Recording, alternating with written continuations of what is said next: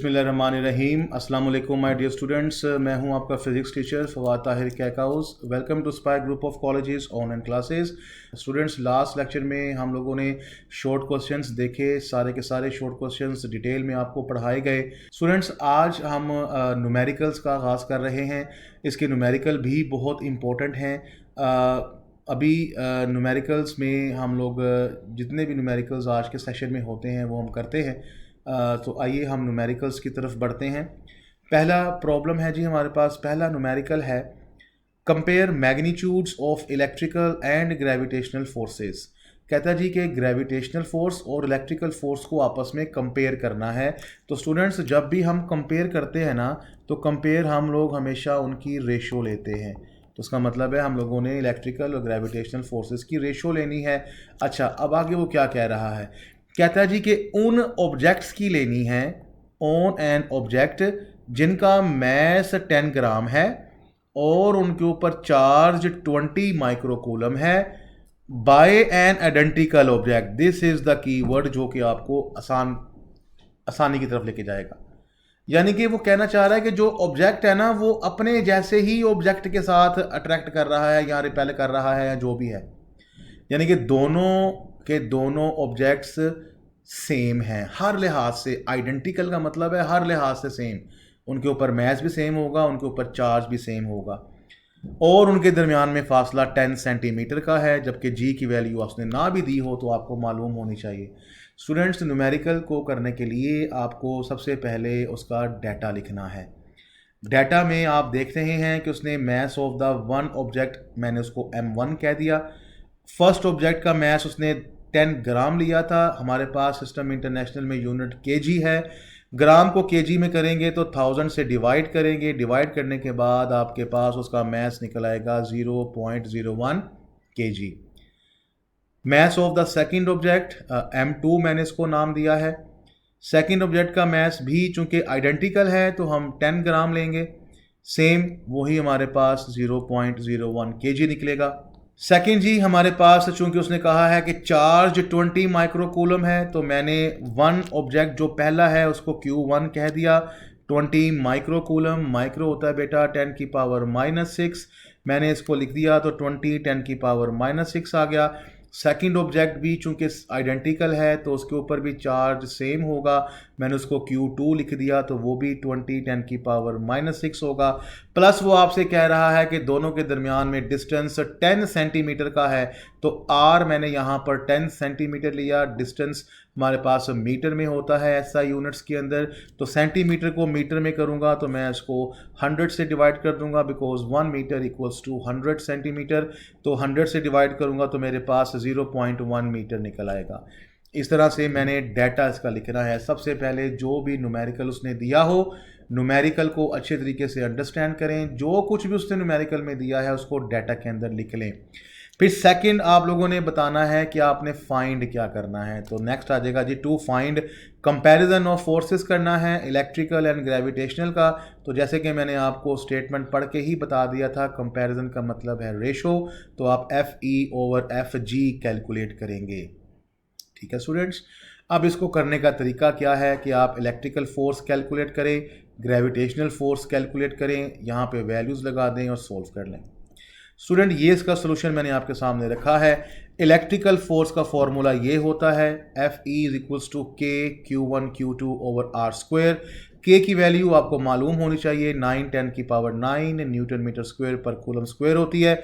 सारी वैल्यूज उसने आपको दी हुई हैं, यहाँ पर मैंने सारी वैल्यूज़ को पुट कर दिया। और स्टूडेंट्स, न्यूमेरिकल के अंदर मैं बता दूँ कि कैलकुलेशंस काफ़ी ज़्यादा होंगी, बड़ी बड़ी कैलकुलेशंस होंगी। तो इसको आसान करने के लिए मैं आपको एक मेथड बता देता हूँ कि जितने भी 10 की पावर वाली वैल्यूज़ होती हैं उन सब को इकट्ठा कर लेना चाहिए ताकि कैलकुलेशंस आसान हो जाएं। आप देख रहे हैं मैंने यहाँ पर 10 की पावर 9, 10 की पावर -6, 10 की पावर -6, इनको इकट्ठा करके मैंने यहाँ पर इधर लिख लिया है। और बाकी जो भी है 20 20 और 9 इनको मल्टीप्लाई करके मैंने 3600 लिख लिया है ताकि कैलकुलेशन मेरी आसान हो जाए। और नीचे 0.1 का स्क्वायर है तो वो 0.01 आ जाएगा। अब आप बेटा 3600 को 0.01 से यहाँ पर डिवाइड कर दें, और ये चूँकि बेस सेम पावर ऐड है तो मेरे पास 10 की पावर -3 रह जाएगा। कैलकुलेटर पे दोनों को डिवाइड करें तो आपके पास आंसर ये निकलेगा, जिसको आप जब अपना रूल्स के मुताबिक लिखेंगे तो आपके पास इलेक्ट्रिकल फोर्स निकलेगी 360 न्यूटन। ठीक है बेटा। अब आप ग्रेविटेशनल फोर्स निकालिए। ग्रेविटेशनल फोर्स हमारे पास Fg है, जिसका फार्मूला Gm1m2/r² है। G की वैल्यू 6.63 10 की पावर -11, ये भी आपको याद होनी चाहिए। वैल्यूज़ को ऊपर इंसर्ट कीजिए जैसे कि मैंने यहाँ पर किया है। तमाम एक्सपोनेंट्स को इकट्ठा कर लीजिए, मल्टीप्लाई करके डिवाइड कर लीजिए तो आंसर आपके पास ग्रेविटेशनल फोर्स का निकलेगा 6.673 10 की पावर -13 न्यूटन। तो आपने स्टूडेंट्स इलेक्ट्रिकल फोर्स भी फाइंड आउट कर ली है, ग्रेविटेशनल फोर्स भी फाइंड आउट कर ली है।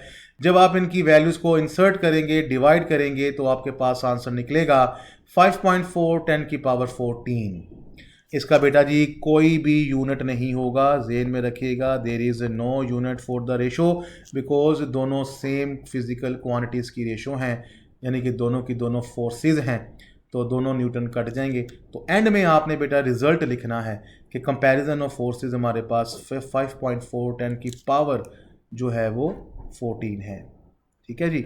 तो इस तरह से हमारे पास पहला न्यूमेरिकल इख्तिताम पजीर हुआ, जिसमें आपने देखा कि हम लोगों ने किस तरह स्मूथली इसको अटैम्प्ट किया। अगर आप बेटा रूल्स के मुताबिक इसको अटैम्प्ट करेंगे, तरीके से अटैम्प्ट करेंगे तो न्यूमेरिकल आसान हो जाएंगे। इसमें जो चीज़ मुश्किल है ना वो है कैलकुलेशन। आपका कैलकुलेटर सही तरीके से इस्तेमाल होना चाहिए। स्टूडेंट्स, आप लोगों ने कैलकुलेटर अच्छे तरीके से यूज़ करना सीखना है। न्यूमेरिकल प्रैक्टिस से आएगा, देखने से नहीं आएगा। अब ये मत कीजिएगा कि जो मैं यहाँ पे करवा रहा हूँ बस उसको याद करना शुरू कर दें, बल्कि आपने इसको एक दफ़ा देखना है और अपने हाथ से ख़ुद ज़बानी सोल्व करना है अपने नोटबुक के ऊपर। आइए स्टूडेंट्स, अब हम न्यूमेरिकल नंबर 2 पे जंप करते हैं। बेटा न्यूमेरिकल नंबर 2 है calculate vectorially the net electrostatic force on Q as shown in the diagram. ये डायग्राम है जी स्टूडेंट्स। ये वो न्यूमेरिकल है जिसको आम तौर पर क्लासेस में नहीं करवाया जाता, और मैं समझता हूँ कि इसको करवाना भी नहीं चाहिए क्योंकि ये टाइम कंज्यूमिंग है, पेपर में ये आता भी नहीं है। लेकिन चूँकि इससे कॉन्सेप्ट बड़ा अच्छा क्लियर होता है, ये मैं स्टूडेंट्स को लाजमी करवाता हूँ, और मैं चाहता हूँ कि तमाम टीचर्स भी ये स्टूडेंट्स को लाजमी करवाएं। ये स्टूडेंट्स को आना चाहिए। मोस्टली मैं जब भी स्टूडेंट्स से पूछता हूँ जो मेरे से नहीं पढ़ते, उनमें से 90% ने कहा मुझे कहते हैं कि सर ये हमने नहीं किया, हमने नहीं करवाया गया। तो ये करवाना चाहिए, आना चाहिए स्टूडेंट को। तो स्टूडेंट्स, मैं पूरी कोशिश करता हूँ कि आप सबको इस चीज़ की समझ आ जाए। ये लेंथी न्यूमेरिकल है, ये जल्दी नहीं होगा, बड़े ही सुकून से आपने करना है। नॉर्मली ये एक लेक्चर में एक ही होता है, तो इसलिए मैं इसको बड़े ही ध्यान से, इत्मीनान से आपके साथ शेयर करूँगा। बेटा ये डायग्राम को पहले क्लियर कर लीजिए। उसने डायग्राम आपको बुक के अंदर दी हुई है। वो कहता है कि आपके पास 3 चार्जेस मौजूद हैं जो कि इस तरह एक तरीके से पड़े हैं। ये चार्ज मेरे पास यहाँ पर ये Q1 है, ये चार्ज मेरे पास यहाँ पर Q2 है। Q1 की वैल्यू 1 माइक्रोकूलम है, Q2 की वैल्यू -1 माइक्रोकूलम है, और इनके दरमियान में जो डिस्टेंस है वो 0.6 + 0.6 यानी कि 1.2 मीटर का डिस्टेंस है। ये डायग्राम उसने दी हुई, आपने बनानी नहीं है। यहाँ पर एक पॉइंट के ऊपर चार्ज Q पड़ा है, ये है जी चार्ज Q जिसकी वैल्यू है 4 माइक्रोकूलम। वो कह रहा है कि इसके ऊपर जो फोर्स लग रही है वो मुझे निकाल के बताओ कि कितनी है। अब स्टूडेंट ज़रा इसमें देखिएगा, इसमें इंटरेस्ट किस चीज़ का है, बड़ा ही मज़े का सवाल है। ये जो Q1 है ये आप देख रहे हैं, ये है पॉजिटिव, और ये जो Q2 है ये आप देख रहे हैं, ये है नेगेटिव। कूलम के अंदर मैंने आपको बताया था कि ये रिपल्सन की फोर्स है, अट्रैक्शन की फोर्स है, वो साइन शो करेंगे। अब यहाँ पर आप अगर देख रहे हैं तो वो आपसे कह रहा है वो फोर्स निकालें जो Q पर लग रही है। स्टेटमेंट को पढ़ लें, जो Q पर लग रही है, यानी कि Q वाली नहीं निकालनी, जो Q पर लग रही है वो निकालनी है। अब Q Q पर जो फोर्स लगा रहे हैं वो Q1 भी लगाएगा, Q2 भी लगाएगा। लेकिन अगर आप Q1 की बात करते हैं तो Q1 Q को रिपेल करेगा। बताएं हाँ कैसे? क्योंकि दोनों पॉजिटिव हैं, और जब आप रिपल्शन की फोर्स निकालेंगे तो रिपल्शन में आप फोर्स हमेशा अपने से अवे लगाते हैं। अब चूंकि यहाँ पर वो फोर्स निकालनी है जो Q पर लग रही है, अगरचा हमें पता है कि Q भी लगा रहा है, लेकिन हमें वो नहीं निकालनी, वो उसने पूछा नहीं हुआ। उसने कहा है वो बताएं जो Q पर लग रही है, तो जो Q1 लगाएगा वो उसकी डायरेक्शन Q की तरफ होगी। इसलिए आप डायग्राम में देख रहे हैं कि इसकी डायरेक्शन यहां से इधर अवे रखी गई है। क्लियर हो गया बेटा? सेकंड बात, अब जरा Q2 पे आ जाएं। Q2 नेगेटिव है, इसने Q को क्या करना है? इसने अट्रैक्ट करना है। अब Q भी Q2 को अट्रैक्ट कर रहा होगा, लेकिन हमने वो फोर्स निकालनी है जो Q2 लगा रहा है, ना कि Q। अब अगर Q2 Q के ऊपर लगाएगा तो अट्रैक्ट करेगा, जब वो अट्रैक्ट करेगा तो उसको अपनी जानिब खींचेगा, तो फोर्स की डायरेक्शन Q2 की तरफ होगी। लिहाजा जो फोर्स Q2 लगाएगा उसकी डायरेक्शन ये होगी, दिस इज द डायरेक्शन। ठीक है? और बेटा यही वजह है कि उसने आपको जो फोर्स निकालने के लिए कहा है वो दोनों फोर्सेस का सम है। वो फोर्स जो Q1 लगा रहा है, वो फोर्स जो Q2 लगा रहा है, दोनों का सम करेंगे तो उसका एवरेज यहाँ पर कहीं पे निकलेगा। ये वो फोर्स है जो वो आपको निकालने के लिए कह रहा है। तो डायग्राम क्लियर करना बेहद ज़रूरी है, बहुत ज़रूरी है। तो आई थिंक आपको यहाँ तक ये डायग्राम क्लियर हो गई होगी। बाकी Q1 और Q के दरमियान में फासला 1 मीटर है, Q2 और Q के दरमियान में फासला 1 मीटर है, और एक ट्राइंगल के बीच में उसने आल्टीट्यूड बनाया है वो 0.8 मीटर का है, और एंगल यहाँ पर थीटा बना रहे हैं। सब कुछ उसने दिया है। यहाँ तक स्टूडेंट्स आपको स्टेटमेंट की बात समझ आ गई। आइए अब डाटा लिखते हैं। डाटा में उसने हमें चार्ज Q कहा है 4 माइक्रोकूलम, यानी कि 4 10 की पावर -6 है। चार्ज Q1 है 1 माइक्रोकूलम, यानी कि 1 10 की पावर -6 है। चार्ज Q2 है -1 माइक्रोकूलम, यानी कि -1 10 की पावर -6 है। डिस्टेंस जो बेटा Q और Q1 के दरमियान में है उसको मैंने R1 कह दिया है, यानी कि 1 मीटर। डिस्टेंस जो चार्ज Q और Q2 के दरमियान में है इसको मैंने R2 कह दिया है, यानी कि 1 मीटर। ये सारी बातें उसने दी हुई हैं, आपको फाइंड करने की ज़रूरत नहीं है। डाटा के बाद आपने फाइंड क्या करना है? वो फोर्स जो Q पे लग रही है। अब स्टूडेंट्स आप जानते हैं ये डायग्राम है।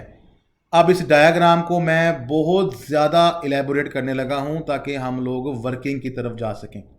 ले जी, ये मैंने डायग्राम बनाई, ध्यान से देखिएगा ये कैसे बनी। ये हालांकि मैंने बता दिया है, चूंकि मैंने आपसे कहा है कि आपने वो फोर्स निकालनी है जो Q पे लग रही है, तो Q1 की डायरेक्शन इस तरफ होगी जो कि आप देख रहे हैं, मैंने यही शो की है। ये जो Q2 है, Q2 जो Q पे फोर्स लगा रहा है उसकी डायरेक्शन यहाँ डाउनवर्ड होगी। अब चूंकि यहाँ पे मेंशन नहीं है तो मैं यहाँ पर मेंशन कर देता हूँ, दिस इज द फोर्स। अब बेटा जी एक बॉडी के ऊपर दो फोर्सेस लगें और डिफरेंट एंगल्स पे लगें, तो आपको पता है फर्स्ट ईयर में आपने पढ़ा था, if the number of forces acting on a body then the body moves along the resultant. तो मुझे इन दोनों का रिजल्टेंट निकालना है कि कहाँ पर ये फोर्स लगनी है, तो उसके लिए मैंने इसको कंपोनेंट्स में डिवाइड कर लिया। अब आप देख रहे होंगे कि जो एंगल मैंने यहां बनाया है वही एंगल मैंने यहां पर बनाया है, जो कि बेटा बिल्कुल ठीक बनाया है मैंने। क्यों भला?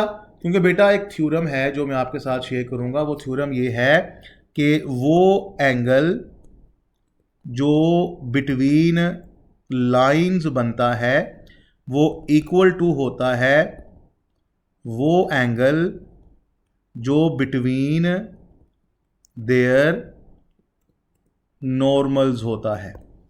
यानी कि वो एंगल जो दो लाइनों के दरमियान में होता है वो उतना ही होता है जितना उनके परपेंडिकुलर्स नॉर्मल के दरमियान में होता है। आइए जरा देखते हैं स्टूडेंट्स, जरा पहले देखिएगा। एक लाइन ये मैं वर्टिकल बना रहा हूं जो कि ये आपको दिखाई दे रही है, इसके कोरस्पोंडिंग एक लाइन जो है वो मैं ये बना रहा हूं जो कि ये है, यानी कि सी, जो ये पॉइंट उसने आपसे सी कहा है, और एक ये मैं इसकी बेस बना रहा हूं, यहां पर एंगल बन रहा है थीटा। अब जरा बेटा गौर कीजिएगा, एंगल बन रहा है यहां। तो मैंने आपको थ्योरम क्या बताया, एंगल बिटवीन द लाइंस। तो वो एक लाइन हमारे पास ये है और एक लाइन हमारे पास ये है। इनके नॉर्मल देखें कौन कौन से हैं। एक तो इस लाइन के ऊपर जो नॉर्मल है वो है ये जो मैं डार्क कर रहा हूं, ठीक है। और जो इस लाइन के ऊपर नॉर्मल है वो नॉर्मल है ये, वो मैं ये बना रहा हूं, ठीक है जी। तो इस तरह से वो एंगल जो इस लाइन का नॉर्मल होगा, इस लाइन का नॉर्मल होगा ये जो मैं डार्क कर रहा हूं। अब angle between the lines is equal to angle between their normals. तो बेटा जी इस लाइन का जब मैं नॉर्मल बनाऊंगा, ये मैंने एक लाइन ड्रॉ की है जो कि इसके पैरेलल है, ठीक है। तो जो एंगल लाइंस के दरमियान में है वही एंगल इनके नॉर्मल्स के दरमियान में बनना है। तो इसके ऊपर नॉर्मल ये है और इसके ऊपर नॉर्मल ये है, तो ये एंगल थीटा बनेगा। तो अब आपको समझ आ गया होगा कि ये वाला एंगल थीटा क्यों बनाया गया। बिल्कुल ऐसे ही इसको फॉलो करके ये वाला एंगल भी थीटा बनेगा, क्योंकि angle between the lines, angle between the normals, क्योंकि ये एंगल मैं ऐसे एक्सटेंड कर दूंगा। तो इस तरह से आप ये कह सकते हैं कि ये जो एंगल हमने बनाए हैं वो बिल्कुल सही बनाए हैं। इस तरह से बेटा एंगल बिटवीन द लाइंस और एंगल बिटवीन द नॉर्मल्स को फॉलो करते हुए हम लोग इस नतीजे पर पहुंचे कि ये जो एंगल बीच में बने हैं वो बिल्कुल ठीक बने हैं। अब जब बेटा इसके कंपोनेंट्स बनाएंगे, तो आप जब कंपोनेंट्स बनाएंगे तो परपेंडिकुलर ड्रॉ करेंगे, तो ये वर्टिकल कंपोनेंट होगा फोर्स 1 का, ये हॉरिजॉन्टल कंपोनेंट होगा फोर्स 2 का।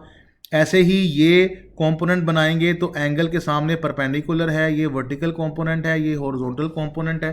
तो अब आपको सारे के सारे कंपोनेंट्स मिल गए। तो स्टूडेंट्स आप जब इसकी फोर्स निकालेंगे तो फोर्स आपके पास 1/4πε0 Q1 Q2 over are square है। अब चूंकि चार्ज के ऊपर चार्ज 1 भी फोर्स लगा रहा है, चार्ज 2 भी फोर्स लगा रहा है, तो चार्ज 1 की फोर्स को मैंने नाम दे दिया है F1 और चार्ज 2 की फोर्स को मैंने नाम दे दिया है F2। तो आप बेटा इनकी तमाम की वैल्यूज़ को इंसर्ट करेंगे, जैसे कि मैंने यहाँ पर इंसर्ट करके सोल्व किया है, तो आप देखेंगे कि दोनों का आंसर आपको सेम मिलेगा। क्योंकि बेटा वैल्यूज़ को देखें, वैल्यूज़ सारी सेम है तो आंसर भी सेम आएगा। इसका मतलब है कि दोनों चार्जेस एक जितनी फोर्सेस लगा रहे हैं, एक अट्रैक्शन की लगा रहा है, एक रिपल्शन की लगा रहा है। तो बेटा आप चूंकि आपको पता है कि जो नेट फोर्स है वो हमारे पास Fxi प्लस Fyj होती है। अब मैंने यहाँ पर ये क्यों यूज़ किया, क्योंकि मैंने यहाँ पर रिजल्टेंट फोर्स निकालनी है, कंपोनेंट्स बनाए हैं। तो जो रिजल्टेंट फोर्स है वो तमाम फोर्सेस के x कंपोनेंट के बराबर होगा और y कंपोनेंट का सम y के बराबर होगा, जो कि पार्ट 1 में आपने पढ़ा था कि अगर हम addition of vectors by rectangular components पढ़ते हैं तो x कंपोनेंट तमाम फोर्सेस के x कंपोनेंट के सम के बराबर, y कंपोनेंट तमाम फोर्सेस के y कंपोनेंट के बराबर। अब वो वाला कॉन्सेप्ट यहाँ पे यूज करने लगे हैं। तो बेटा जब आप यहाँ पर Fx निकालेंगे तो Fx तमाम फोर्सेस के x कंपोनेंट के बराबर होगा, जो कि आप देख रहे हैं Fx हमारे पास F cos थीटा है। तो हमारे पास आ जाएगा F1 cos theta plus F2 cos theta. Theta हमें यहाँ पर उसने दिया है, अब कोस थीटा आपको फाइंड करना है। कोस थीटा आपको पता है कि वो बेस ओवर हाइपोटेन्यूज होता है। बेटा कोई भी डायग्राम ले लीजिए, ये वाला ट्राइंगल ले लीजिए, ये मैंने ट्राइंगल कंसिडर की, इसमें कोस निकालिए, बेस 0.6 है और हाइपोटेन्यूज हमारे पास 1 है। तो सोल्व करेंगे तो हमारे पास 0.6 आ जाएगा। वैल्यूज़ को ऊपर इंसर्ट करेंगे, सोल्व करेंगे तो Fx हमारे पास निकलेगी 0.0432 न्यूटन।